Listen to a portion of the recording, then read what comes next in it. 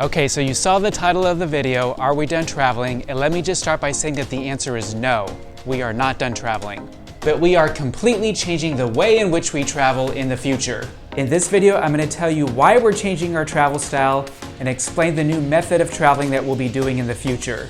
Let's get started.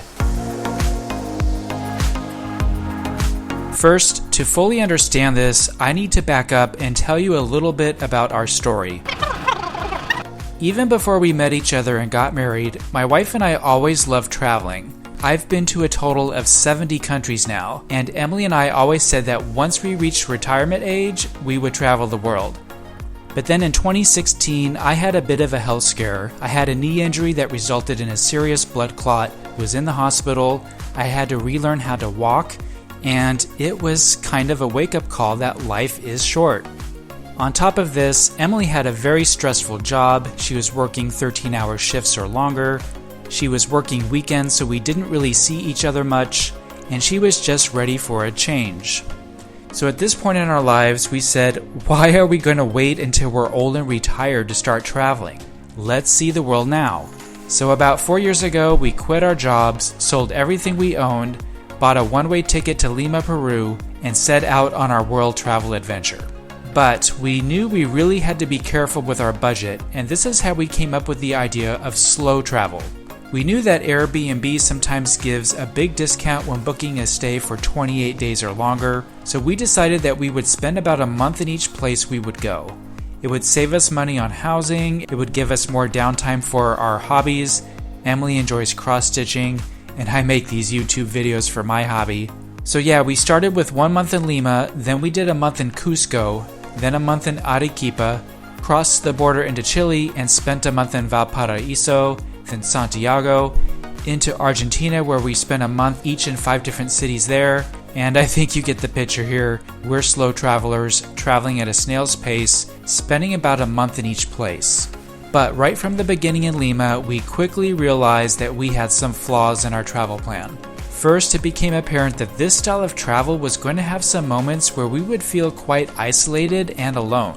The language barrier made it difficult to meet people, and Facebook groups for travelers and expats weren't as big back then as they are now.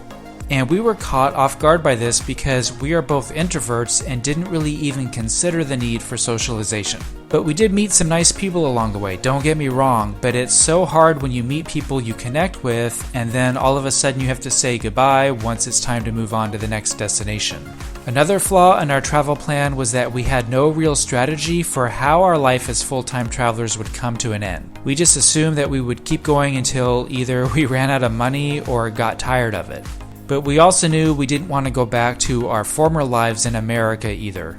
Some other issues that came up were arriving at an Airbnb apartment that wasn't accurately portrayed in the listing, or the stress of dealing with disruptions to our travel plans and having to come up with an alternative at the last minute. So yeah, there were some tough moments, but we weren't ready to quit yet because even though there were some hard times, the good times and the amazing adventures far outweigh the difficulties. Some of those adventures include Machu Picchu, absolutely spectacular. We went to Patagonia, which has some of the world's most amazing scenery. We visited Iguazu Falls, probably the most dramatic waterfalls on the planet. And of course Rio, which was probably the most vibrant city that we visited. When our time in South America ended, we didn't want to give up and decided to keep going. And we decided to start the next segment of our world travel journey in Asia. But we had a little bit of a different focus when we went to Asia. In addition to some sightseeing, each time we went somewhere, we wanted to keep in the back of our mind the idea of living in the places we were visiting. And we kind of made a list of things that were important to us about a city if we were going to live there. The most important thing is the cost of living. We have to be able to afford everyday life. Safety is also at the top of the list. As we get older, we know the importance of having access to good healthcare. We prefer somewhere with pleasant weather. We like the idea of living somewhere with an expat community, but also don't want somewhere that's overrun by the expats. I don't want to drive a car, so we need good public transportation. We like to walk, so want somewhere with parks or outdoor spaces.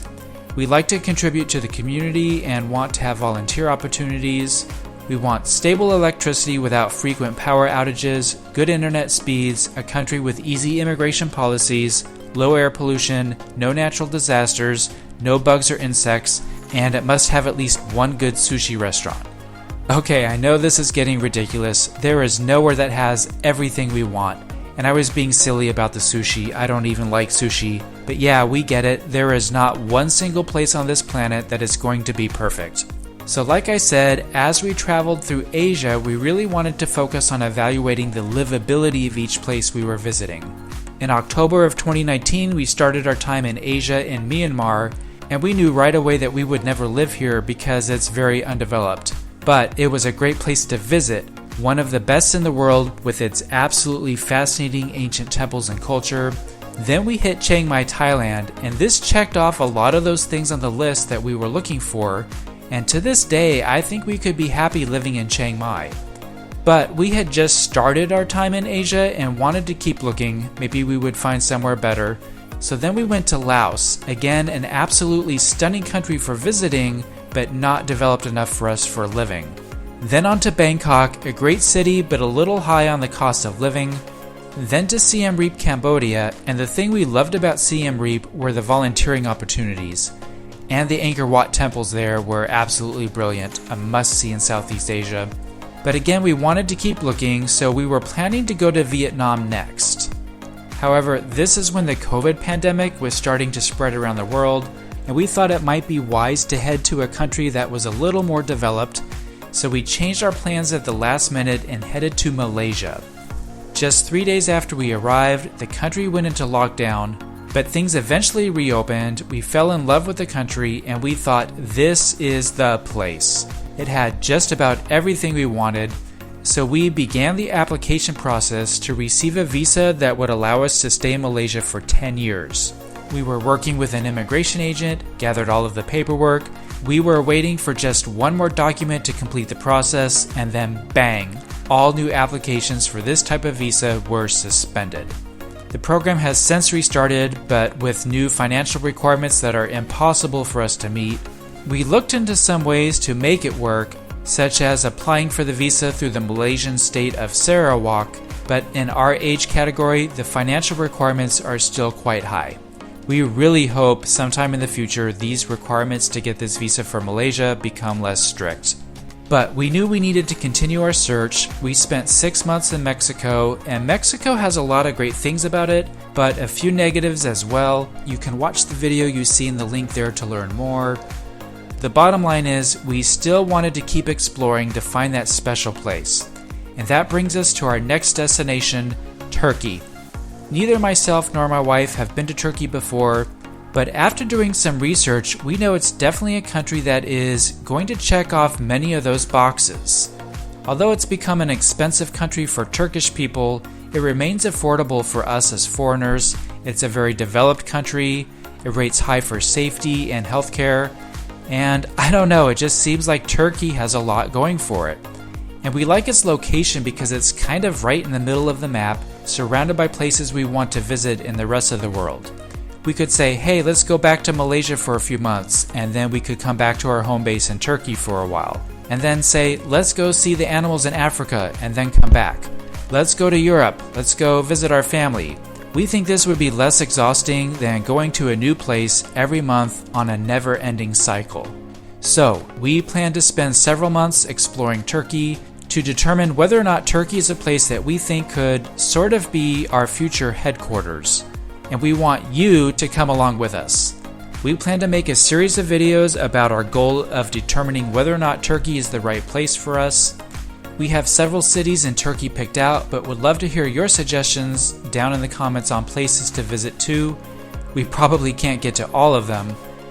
Also be sure to subscribe to our channel so that you can be notified when we release a video about our search throughout Turkey. And although we will continue traveling extensively and exploring new places, we are also excited about the possibility of establishing ourselves somewhere so that we can have a break from traveling when needed. Somewhere that's familiar, somewhere we can have lasting friendships. So there you have it. We'll see if this could become our new home base. We hope that you will enjoy the videos that we put out and hope that you will join us on our journey. Thanks for traveling with us.